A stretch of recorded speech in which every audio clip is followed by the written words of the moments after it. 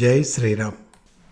విఘ్నేశ్వరుడికి వందనాలతో రవిగాడి అడ్డా short stories లేక కథానిక playlist వింటున్న శ్రోతలకి స్వాగతం. ఈ వారం ఎపిసోడ్ నెంబర్ 14, టైటిల్ ఆఖరి కోరిక. ఇక కథలోకి వెళ్తే సమయం ఉదయం 9 గంటలు కావస్తోంది.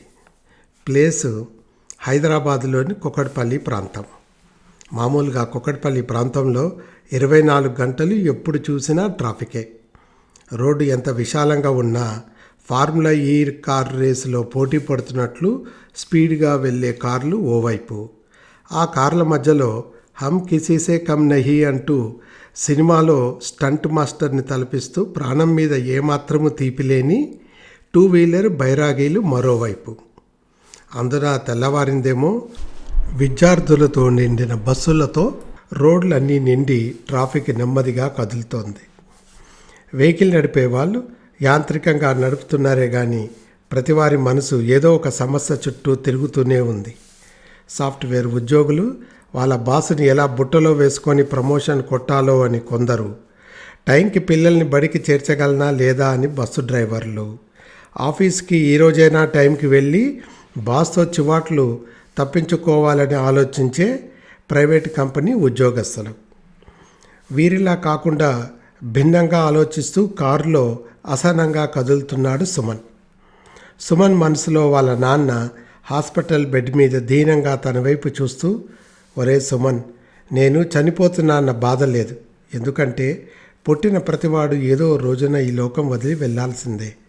కానీ నా ఆఖరి కోరిక తీరుస్తావా బాబు అని తన చెయ్యి పట్టుకొని దీనంగా అడుగుతున్న తన తండ్రి దొరబాబు గుర్తుకు వచ్చారు. అంతలో ప్రక్క సీట్లో కూర్చున్న తన సతీమణి సుధా, త్వరగా డ్రైవ్ చేయండి, అవతల మామగారికి సీరియస్గా ఉందని హాస్పిటల్లోని కేర్ టేకర్ నుంచి కబురు వచ్చి అర్ధగంట దాటింది. మనం గచ్చిబౌలి యశోద హాస్పిటల్ చేరేసరికి మరో అరగంట పట్టవచ్చు అంటోంది తన భర్త సుమన్తో. ఇంతకీ దొరబాబు గారు ఎవరు? అతను తన కొడుకు సుమన్ని అడిగిన ఆఖరి కోరిక ఏమిటి అని తెలుసుకోవాలనుకుంటున్నారా? అయితే ఎపిసోడ్లోకి వెళ్ళాలి. మరి దొరబాబు గారు ఓ రైతు కుటుంబానికి చెందినవారు. వారి స్వగ్రామం పొట్టి శ్రీరాములు నెల్లూరు జిల్లాలోని గుడిపాడు గ్రామం. అదే ఊరిలోని జెడ్పీ హై స్కూల్లో మాస్టర్గా పనిచేసి రిటైర్ అయ్యారు. తల్లిదండ్రుల వారసత్వంగా 5 ఎకరాల పొలం, ఇల్లు ఆ ఊరిలోనే సంక్రమించింది. దొరబాబు ఆయన భార్య రాజ్యలక్ష్మికి ఉన్న ఒక్క సంతానం మన సుమన్. దొరబాబు గారు స్కూల్లో మాస్టర్ అయినప్పటికీ గొప్ప మానవతావాది. తన క్లాసులోని విద్యార్థులని సొంత బిడ్డల మాదిరి చూసుకునేవాళ్ళు. పిల్లలతో సరదాగా ఉంటూ వారికి టీచర్ అంటే భయము బెరుకు లేకుండా తను చెప్పే పాఠాలు వారికి అర్థమయ్యేలా చూసుకునేవాళ్ళు. ఇదే కాకుండా ఎవరైనా బోర్డు పరీక్షలకు ఫీజు కట్టలేని వారుంటే తన దగ్గరున్న డబ్బులతో ఫీజు కట్టిన సందర్భాలు ఎన్నో. టీచింగ్ ప్రొఫెషన్ చాలా నిస్వార్థమైన సేవే అని చెప్పాలి. మిగతా ప్రొఫెషన్స్లో కెరీర్ మొదలైనప్పటి నుంచి చేసే ఉద్యోగంలో ప్రమోషన్లు, పెరిగే జీతాలు, స్థితిగతులు ఉంటాయి.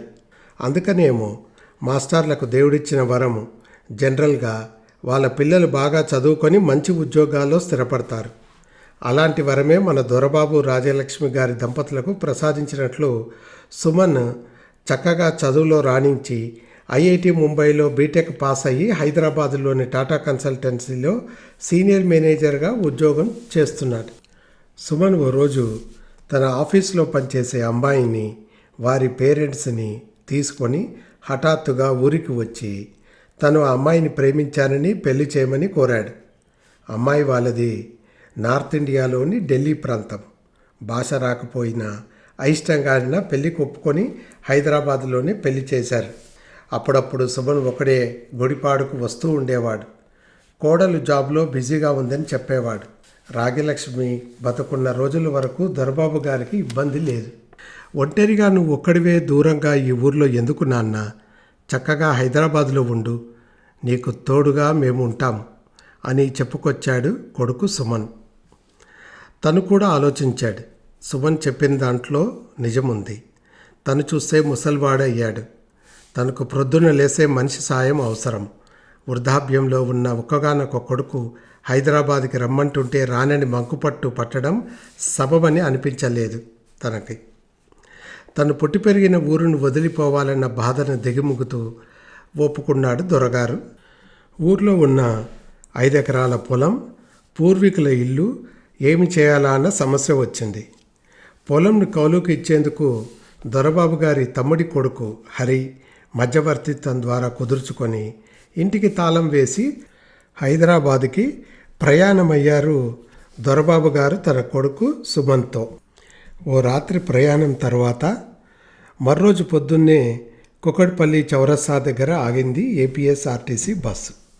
బస్సు దిగి క్యాబ్ బుక్ చేసుకొని తమ నివాసానికి చేరుకున్నారు సుమన్ తన తండ్రి దొరబాబుతో సహా. సుమన్ వాళ్ళు ఉండే అపార్ట్మెంటు కుకట్పల్లి ప్రాంతంలోని పేరుపోసిన గేటెడ్ కమ్యూనిటీలో ఉంది. ఆ గేటెడ్ కమ్యూనిటీ భూతల స్వర్గంలా అనిపించింది దొరబాబు గారికి. వాకింగ్ ట్రాక్స్, స్విమ్మింగ్ పూలు, జిమ్ము, టెన్నిస్ కోర్ట్లు, మినీ థియేటర్లు, ఇలా ఒకటేమిటి మనిషి సుఖంగా ఉండడానికి కావలసిన హంగులన్నీ ఉన్నాయి ఆ కమ్యూనిటీలో. కాకపోతే సుమన్ ఆ కమ్యూనిటీలో అద్దెకుంటున్నాడు. దొరబాబు గారికి ఆ కమ్యూనిటీలో వాకింగ్కి వెళుతూ తన వయసులో ఉన్న వారితో స్నేహం ఏర్పడింది. ఓ రోజు సుమన్ తన తండ్రి దొరబాబుకి చెప్పుకొచ్చాడు. వారు అద్దెకుంటున్న అపార్ట్మెంట్ ఓనరు ఫ్లాట్ని అమ్మాలని చూస్తున్నాడని, ఇల్లు ఖాళీ చేయవలసి వస్తుందని. దానితో సుమన్ దంపతులు ఆలోచించి వారు ప్రస్తుతం ఉంటున్న ఫ్లాట్ని వారే ఎందుకు కొనకూడదని తలిచారు. కాకపోతే డబ్బులు ఉన్న ఫలంగా కావలసి రావడంతో గుడిపాడులో ఊరికే పడి ఉన్న 5 ఎకరాల పొలము, తాళం వేసిన ఇల్లు అమ్మితే సరిపోతుంది కదా అని పుట్టిన ఊరు మీద మమకారం ఉన్న కొడుకు కోడలు పట్టుపట్టడంతో తనకు మిగిలింది తన కొడుకు మాత్రమే అని, వారి సంతోషమే తనకు కావాలని దొరబాబు గారికి పొలము ఇల్లు అమ్మకానికి ఒప్పుకోక తప్పలేదు.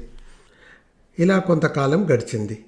ఓ రోజు ప్రొద్దున్నే మామూలుగా మార్నింగ్ వాక్ అని వెళ్ళిన దొరబాబు గారికి పిడుగు లాంటి వార్త.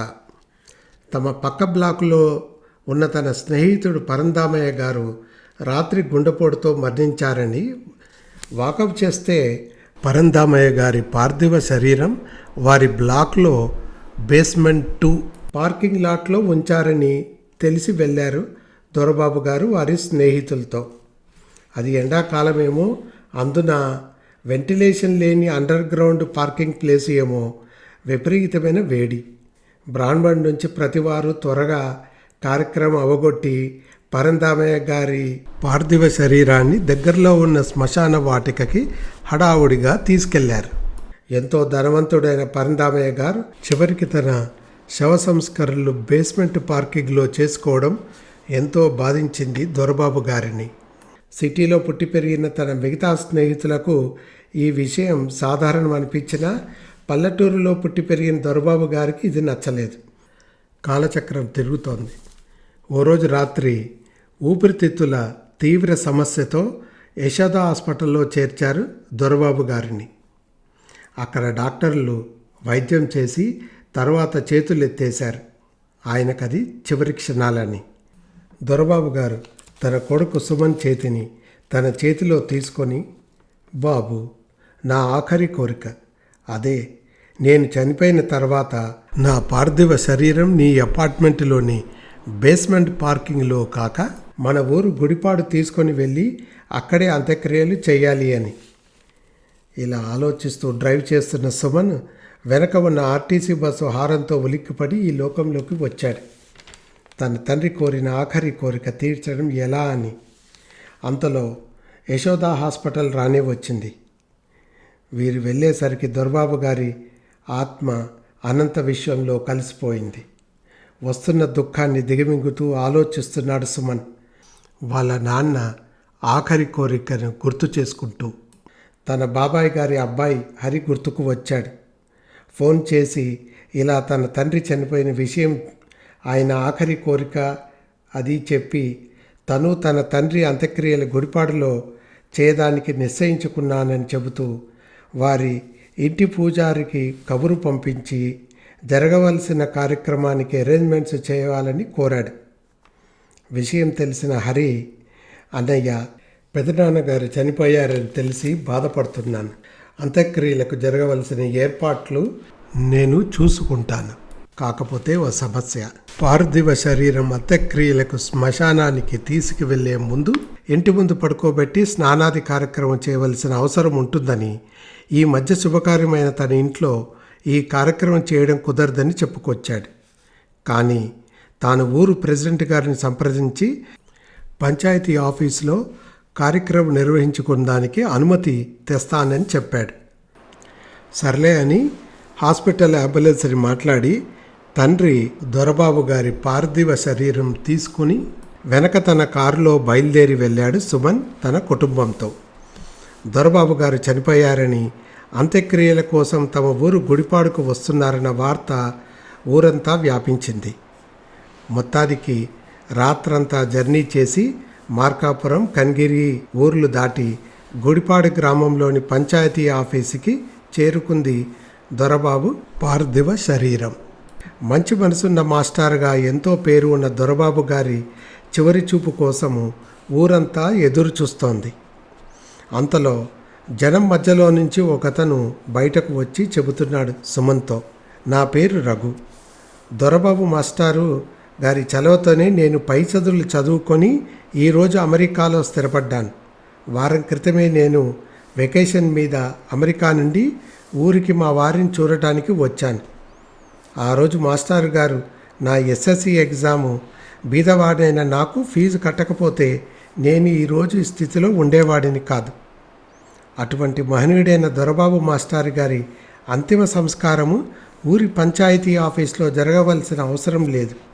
ఇదే ఊర్లో ఉన్న మా సొంత ఇంటి నుంచే మాస్టర్ గారి అంతిమ సంస్కారం జరగాలని అంటూ సుమన్ని అభ్యర్థించాడు. ఇలా తన తండ్రి దొరబాబు గారి ఆఖరి కోరిక తీర్చి దహన సంస్కారాలు నిర్వర్తించి ఊరి వారందరికీ కృతజ్ఞతలు తెలుపుకొని తృప్తిగా హైదరాబాద్కి తిరుగు ప్రయాణం అయ్యారు సుమన్ దంపతులు. కారు డ్రైవ్ చేస్తున్న సుమన్ ఆలోచనలో పడ్డాడు. తమ తండ్రి దొరబాబు గారి మంచితనంతో ఆయన చివరి కార్యక్రమం సొంత ఊరిలో బాగా జరిగింది. ముందు ముందు తమ సంగతి ఏమిటి? రాను రాను గేటెడ్ కమ్యూనిటీస్ అంతా 7 స్టార్ హోటల్ లాగా మారిపోతున్నాయి. మనిషికి కావలసిన అత్యాధునిక వసతులు అన్నీ కల్పిస్తున్నారు, బాగానే ఉంది. కానీ వీటితో చివరికి ఇంటిని 7 స్టార్ హోటల్గా చేశారు. దర్జాగా ఎంతో గౌరవంగా బతికిన వాళ్ళు చనిపోతే చివరికి అండర్ గ్రౌండ్లోని బేస్మెంట్ పార్కింగ్లో శవ సంస్కరణలు చేయవలసిన దౌర్భాగ్యం వస్తోంది ఈ రోజుల్లో అంటూ ఆపయ్యాడు సుమన్ తన భార్య సుధతో. దానికి సుధా, అవునండి, మనము గేటెడ్ కమ్యూనిటీ మాయలో పడి ఇంటిని 7 స్టార్ హోటల్గా చేశాం. ఎవరైనా స్టార్ హోటల్లో కొంతకాలం ఉండగానే బోరు కొట్టి ఎప్పుడప్పుడు ఇంటికి వెళ్దామా అని అనుకుంటూ ఉంటారు. పెద్ద పెద్ద హౌసింగ్ కమ్యూనిటీస్ కట్టే వాళ్ళకి ఎందుకు ఆలోచన రాదు? స్వర్గాన్ని మర్పిస్తున్న ఈ హౌసింగ్ కమ్యూనిటీస్లో అపార్ట్మెంట్కి సంబంధించిన వారెవరైనా చనిపోతే వారి సంస్కరణలు జరుపుకోవడానికి కాసింత ఫెసిలిటీస్ ప్రొవైడ్ చేయవలసిన అవసరం లేదా అంటోంది సుధా. ఇలా తన భార్యకు వచ్చిన మంచి ఆలోచన తమ housing community welfare committee president గారి దృష్టికి తేవాలని, వారి కమ్యూనిటీలోని అందరి సహకారంతో శవ సంస్కరణలు చేసుకోవడానికి వీలుగా ఓ చిన్న బ్లాక్ నిర్మించాలని నిర్ణయించుకొని హైదరాబాద్కి తిరుగు ప్రయాణం సాగించాడు తృప్తిగా సుమన్. ఇదండి ఈ వారం కథ. ఇట్లు భవదీయుడు బేరా వెంకట రవికుమార్, కేర్ ఆఫ్ రవిగాడి అడ్డా. ఈ ఎపిసోడ్ని ఆసక్తిగా వింటున్న మీకు ధన్యవాదాలు. ఇటువంటి అందమైన ఎపిసోడ్స్ని మళ్ళీ మళ్ళీ వినాలనుకుంటున్నారా? అయితే లైక్, షేర్ ఇంకా సబ్స్క్రైబ్ చేయడం మర్చిపోకండి. అలాగే ఆ కిందొక బెల్ ఐకాన్ కనిపిస్తోందా? అది కొడితే మా డాడీ కొత్త ఎపిసోడ్ అప్లోడ్ చేయగానే మీకు నోటిఫికేషన్ వచ్చేస్తుంది. Thank you for listening.